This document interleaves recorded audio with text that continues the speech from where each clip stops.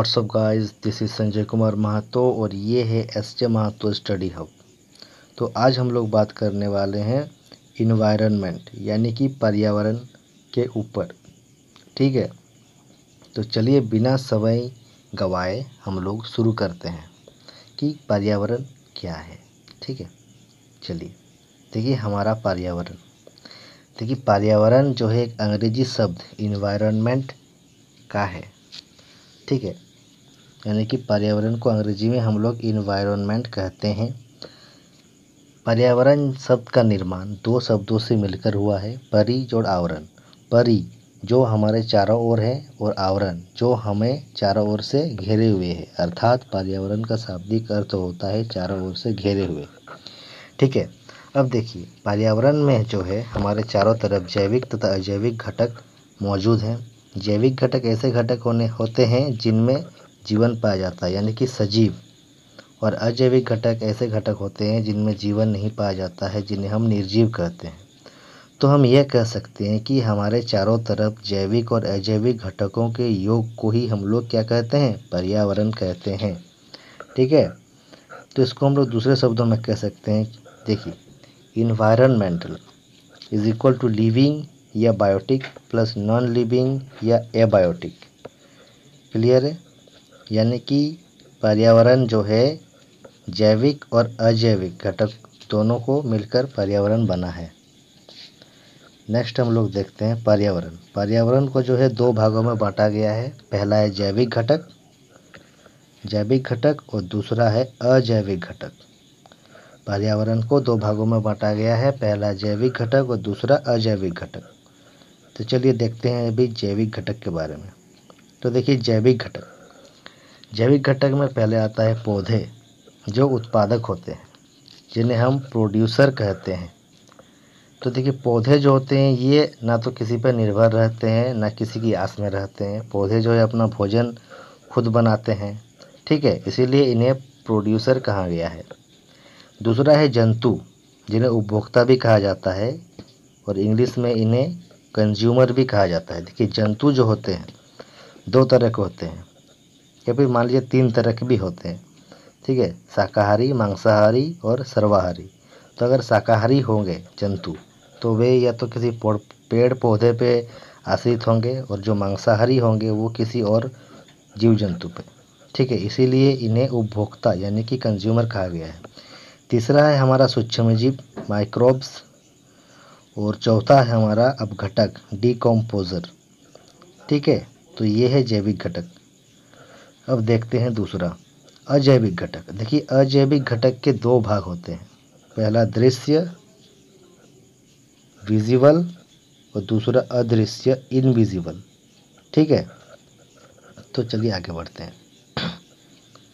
दृश्य यानी ऐसी चीज़ें जिन्हें हम देख सकते हैं, विजिबल चीज़, विजिबलाइज जिसको हम लोग कहते हैं। देखिए पहला है जल को हम लोग देख सकते हैं। दूसरा है मृदा भी हम लोग देख सकते हैं।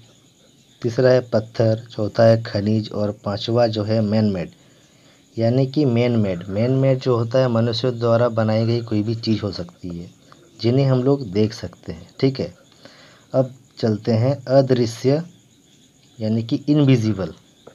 देखिए पहला है आपका वायु, उष्णता, दाब, उमस और जलवाष्प, और भी है नमी, ऊर्जा और प्रकाश। ठीक है, ये जो है अदृश्य घटक है, अजैविक घटक के अदृश्य है। ठीक है, वायु हम लोग नहीं देख सकते, ना तो उष्णता को देख सकते हैं, ना ही दाब, उमस, जलवायु, नमी, ऊर्जा, प्रकाश। बस हम लोग इन सबको क्या कर सकते हैं, महसूस कर सकते हैं। ठीक है, तो चलिए ये देखिए पर्यावरण के कुछ घटक हैं। जैसे प्राकृतिक घटक में देखिए, प्राकृतिक घटक में आपको क्या दिख रहा है, सजीव जो है जैवमंडल, स्थल मंडल, वायुमंडल, जलमंडल, ये है प्राकृतिक के घटक। ठीक है, अब देखते हैं मानव निर्मित जैसे क्या हो गया, इमारत हो गया, पार्क हो गया, पुल हो गया, सड़क हो गया, स्मारक हो गया या फिर उद्योग, ये हो गया मानव निर्मित। ठीक है, अब देखते हैं मानव। मानव क्या है? मानव क्या हो सकता है? एक व्यक्ति हो सकता है, एक परिवार हो सकता है, एक समुदाय हो सकता है, एक धर्म हो सकता है, एक शैक्षिक हो सकता है, आर्थिक हो सकता है, राजनीतिक स्थिति हो सकता है। ठीक है, तो यहाँ पे जो मानव जो होता है ये भी एक पर्यावरण का ही घटक है। मनुष्य प्रकृति द्वारा बनाया गया बहुत ही प्यारा चीज़ है। मनुष्य जो है प्रकृति का ही देन है। ठीक है, तो चलिए अब हम लोग आगे बढ़ते हैं। देखिए, पहला आता है मानवीय पर्यावरण। मानवीय पर्यावरण क्या है? देखिए, मानवीय पर्यावरण में मानव की परस्पर क्रियाएं, उनकी गतिविधियां और उनके द्वारा बनाई गई रचनाएं सम्मिलित हैं। देखिए, मानव निर्मित में मानव की परस्पर क्रियाएं, यानी मानव जो अपने दैनिक जीवन में जो भी काम करता है, ठीक है, उनकी गतिविधियां और उनके द्वारा बनाई गई रचनाएं। उनके द्वारा बनाई गई रचनाएं जैसे मकान, इमारतें, जो हम लोग अभी देखे, बेंच, टेबल, कोई भी हो सकता है। ठीक है, और दूसरा है देखिए प्राकृतिक पर्यावरण। प्राकृतिक पर्यावरण तो भूमि, जल, पेड़ पौधे और जीव जंतु मिलकर प्राकृतिक पर्यावरण का निर्माण करते हैं।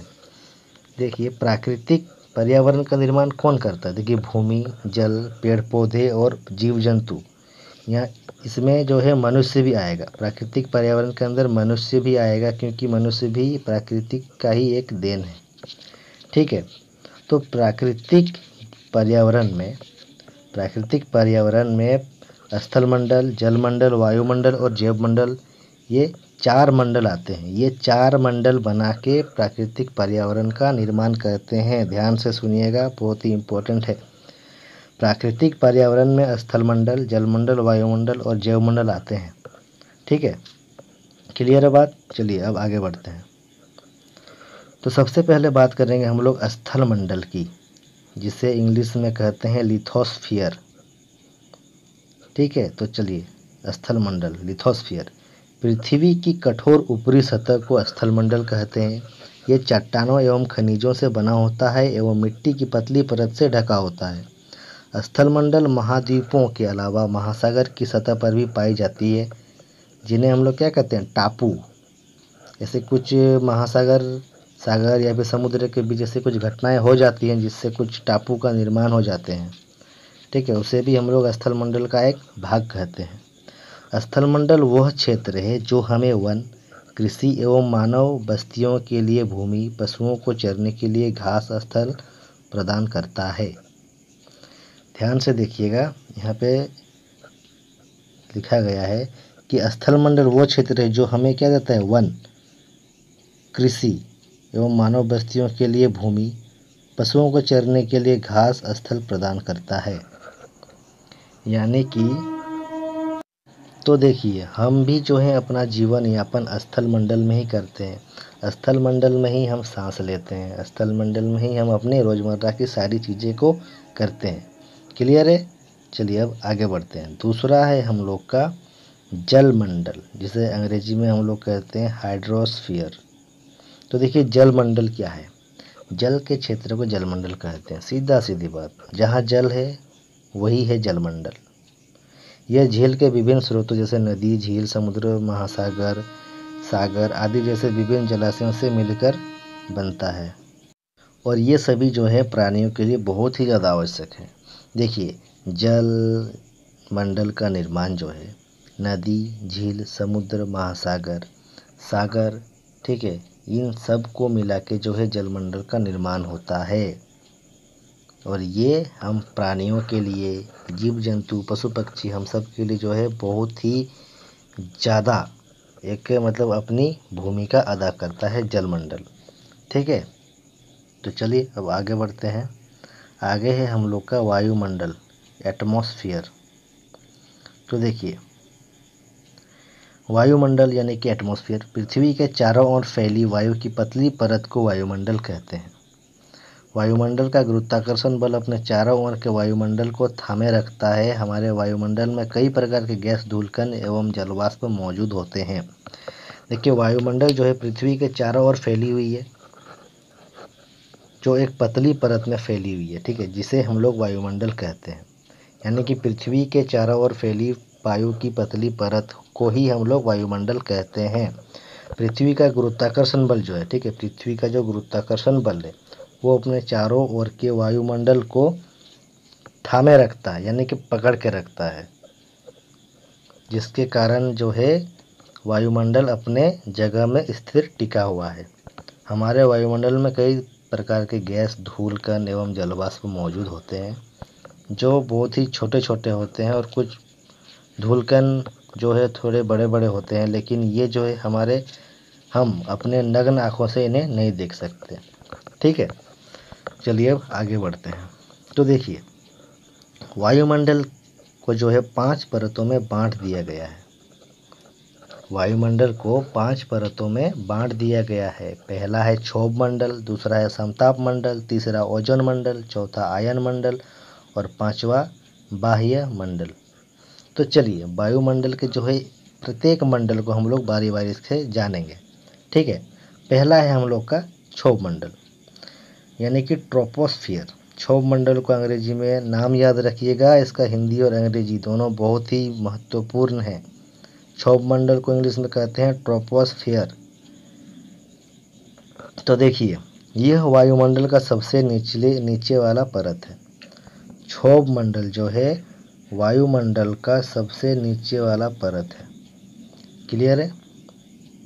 इसकी ऊंचाई ध्रुवों पर 8 किलोमीटर तथा विषुवत रेखा पर लगभग 18 किलोमीटर होती है। देखिए, इसकी जो है ऊंचाई ध्रुवों पर 8 किलोमीटर और विषुवत रेखा पर लगभग 18 किलोमीटर होती है। ध्रुव यानी किसे कहते हैं? देखिए, पृथ्वी को जो हम लोग ग्लोब देखते हैं, ग्लोब में देखिए 2 पोल इंगित किया जाता है, एक नॉर्थ पोल, ठीक है, और एक साउथ पोल, यानी कि उत्तरी ध्रुव और दक्षिणी ध्रुव। इन दोनों ध्रुवों पर जो है क्षोभ मंडल की ऊंचाई जो होती है 8 किलोमीटर तक होती है, और विषुवत रेखा पर, यानी कि विषुवत रेखा जो बीच वाला सबसे लंबा रेखा होता है हम लोग का, उसमें लगभग 18 किलोमीटर होती है। ठीक है, अब देखते हैं तीसरा।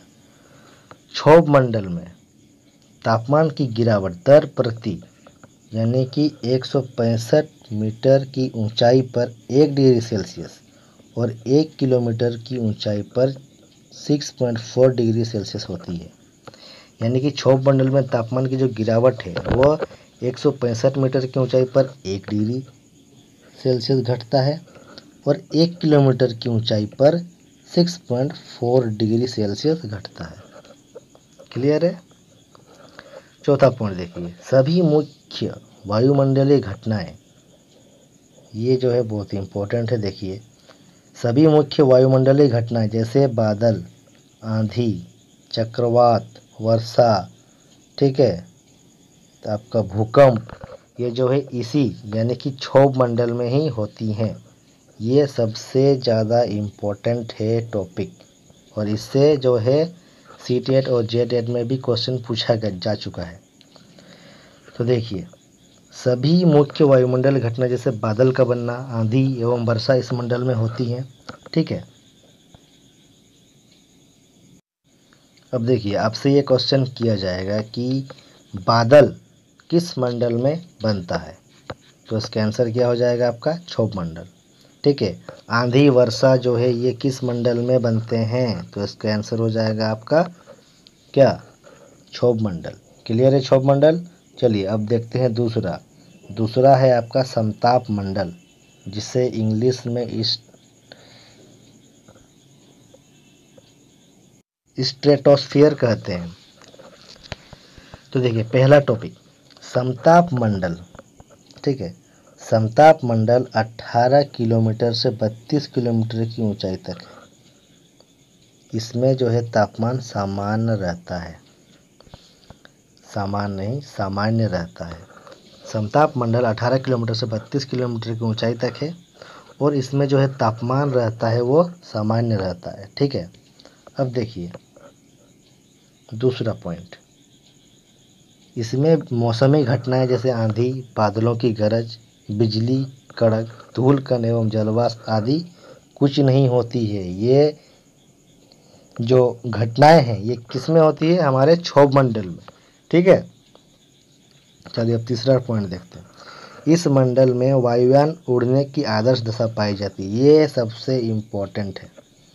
ऑप्शन पॉइंट नंबर 3, इस मंडल में वायुयान उड़ने की आदर्श दशा पाई जाती है। आपसे क्वेश्चन पूछा जा सकता है कि वायुयान उड़ने की आदर्श दशा किस मंडल में पाई जाती है, तो आंसर क्या हो जाएगा आपका, समताप मंडल। क्लियर है। चलिए चौथा पॉइंट देखते हैं। समताप मंडल की मोटाई ध्रुवों पर सबसे अधिक होती है, कभी कभी विषुवत रेखा पर इसका लोप हो जाता है। देखिए समताप मंडल की जो मोटाई है, ठीक है, समताप मंडल की जो मोटाई होती है वो ध्रुवों पर यानी कि नॉर्थ पोल और साउथ पोल में सबसे अधिक होती है, और कभी कभी विषुवत रेखा पर इसका लोप हो जाता है, यानी कि विषुवत रेखा पर कभी कभी इसका जो है जो अपना जो मोटाई होता है वो घट जाता है। क्लियर है। चलिए अब आगे बढ़ते हैं। तीसरा है हम लोग का ओजोन मंडल, इसे अंग्रेजी में हम लोग ओजोनोस्फीयर भी कहते हैं। ठीक है, तो देखिए पहला पॉइंट, धरातल से 32 किलोमीटर से, तो देखिए धरातल से जो है ओजोन मंडल, ठीक है, धरातल से जो है 32 किलोमीटर से 60 किलोमीटर के मध्य पाया जाता है। आपसे अगर क्वेश्चन पूछा जाए कि ओजोन मंडल की जो मोटाई है या फिर उसकी जो मतलब धरातल से कितने किलोमीटर से कितने किलोमीटर के मध्य पाया जाता है, तो उसका आंसर क्या होगा, 32 किलोमीटर से 60 किलोमीटर के मध्य। ठीक है, अब दूसरा टॉपिक देखते हैं। इस मंडल में ओजोन गैस की परत पाई जाती है जो सूर्य से आने वाली पराबैंगनी किरणों को अवशोषित कर लेती है, इसीलिए इसे पृथ्वी का सुरक्षा कवच भी कहते हैं।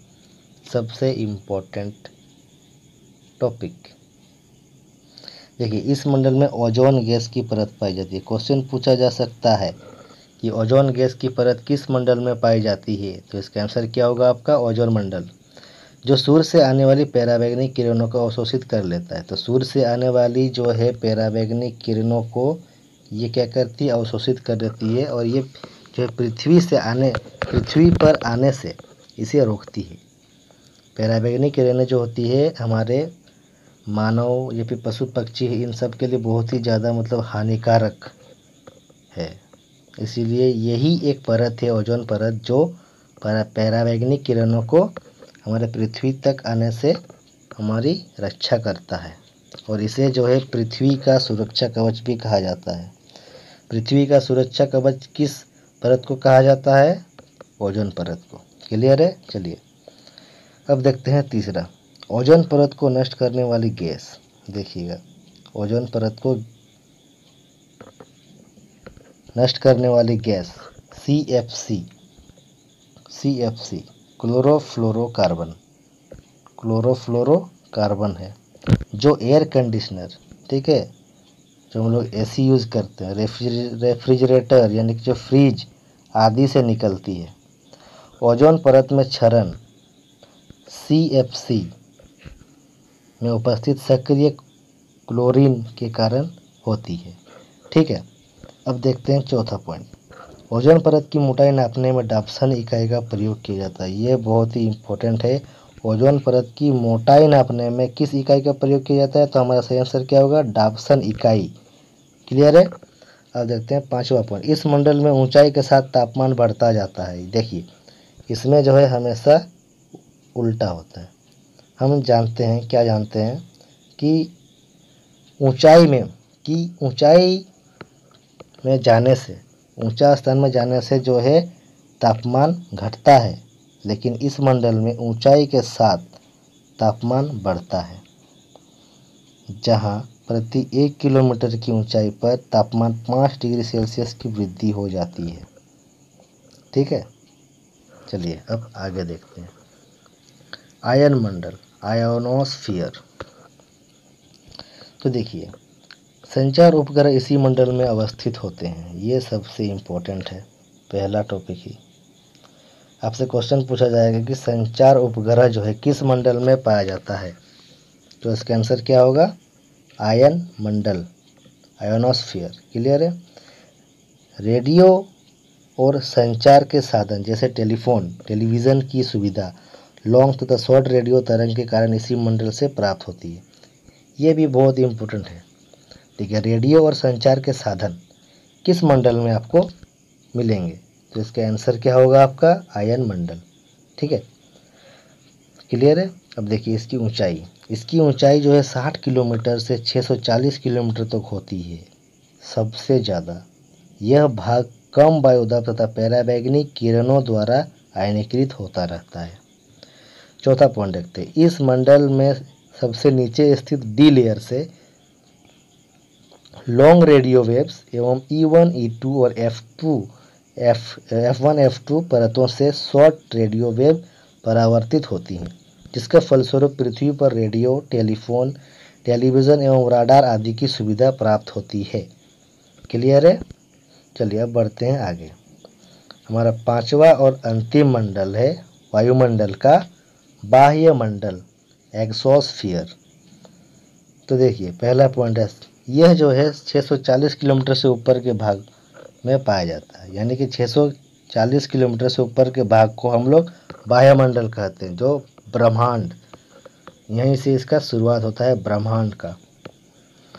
दूसरा नंबर, इसकी कोई ऊपरी सीमा निर्धारित नहीं है, मतलब इसकी जो ऊपरी सीमा है अभी तक वैज्ञानिकों ने निर्धारित नहीं किया है कि ये कितनी दूर तक इसका जो है मोटाई है।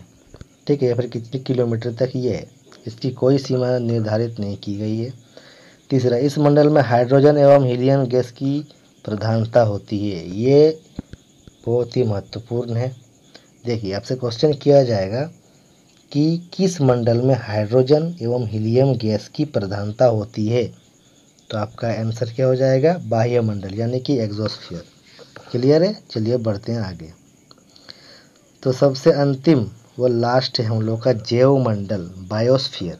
अब देखिए जैवमंडल क्या है? वायुमंडल, जलमंडल और स्थलमंडल, इन तीनों के बीच की कड़ी को जहाँ जीवन की शुरुआत हुई, जैवमंडल कहलाता है। तो देखिए वायुमंडल, जैवमंडल और स्थलमंडल, ये तीनों मिलके, इन तीनों की जो कड़ियाँ हैं, यहीं पे जीवन की शुरुआत हुई थी, जिसे हम लोग जैवमंडल कहते हैं। या फिर हम ऐसा भी कह सकते हैं कि वायुमंडल, जलमंडल और स्थलमंडल तीनों मिल के जो है जैवमंडल का निर्माण करते हैं, और इनकी बीच की कड़ी को ही हम लोग क्या कहते हैं? जैवमंडल। जैसा कि आप इस फोटो में देख सकते हैं। ठीक है, ये है आपका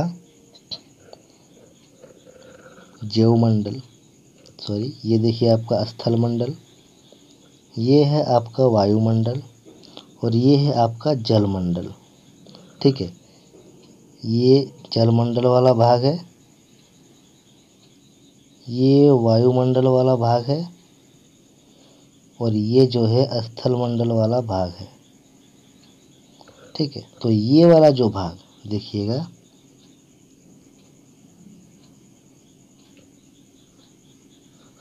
ये ग्रीन वाला जो भाग है छोटा सा, इसे कहते हैं हम लोग जैवमंडल, यानी कि यहीं पे जो है जीवों की उत्पत्ति हुई थी।